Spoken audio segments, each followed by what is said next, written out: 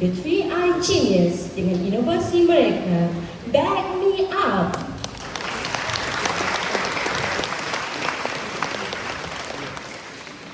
Dah lambat ni nak pick up. Mana bas ni? Weh, kunci rokok aku hilang lah. Weh, aku tak ada lah. Aku rasa ketinggalan kelas. Jom cari dalam kelas. Jom. Jom. Ada budak comel tu lah. Apa lagi? Jom lah. Jom. Hai, comelnya awak. Nak pergi mana tu? Bunyi apa tu? Kau takut? Assalamualaikum. Hai semua. Kami dari kumpulan The 3i Genius mewakili SK Convent pada Barik, Sungai Petani Kedah. Nampak situasi tadi?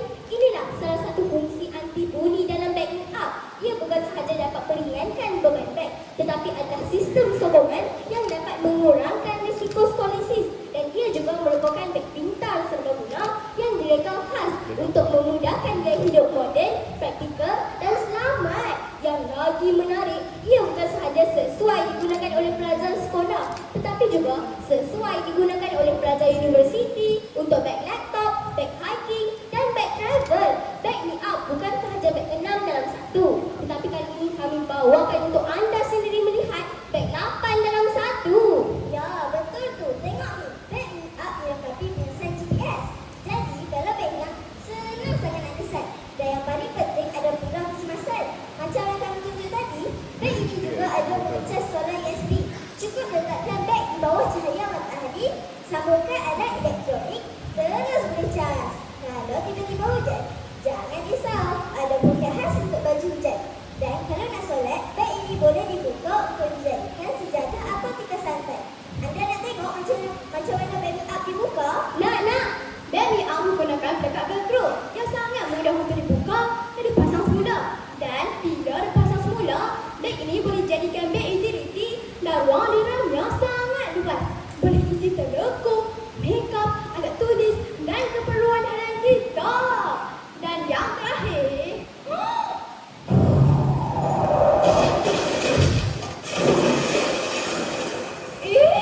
ada kereta kemalangan jatuh sungai. Ada orang lemas lah. Apabila berlaku kemalangan seperti ini, beg ini boleh berfungsi sebagai pelamar kecemasan.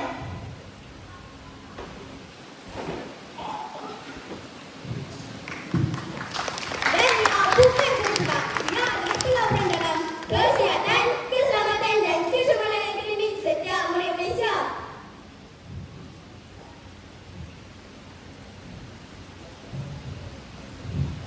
Akhir kata, Back Me Up, beg 8 dalam 1. Terima kasih.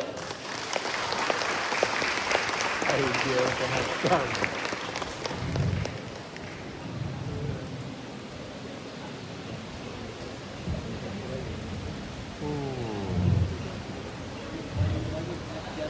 Sekalung syabas dan tahniah Dalam diucapkan sejarah ni kepada yang kumpulan The ada 3i Genius atas persembahan inovasi yang sungguh menarik sebentar tadi.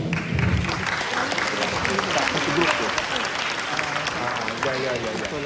Untuk pengetahuan para hadirin, kumpulan ini dianggotai oleh Izhana Amni binti Muhammad Hanif, Nur Ifa El Zahra binti Hairi Effendi dan Izara Khalisha binti Mat Ilyas Syahri. Dengan bimbingan oleh Dr. Muhammad Syafiq bin Abdul Rahman dengan sokongan penuh barisan pentadbir SK Convent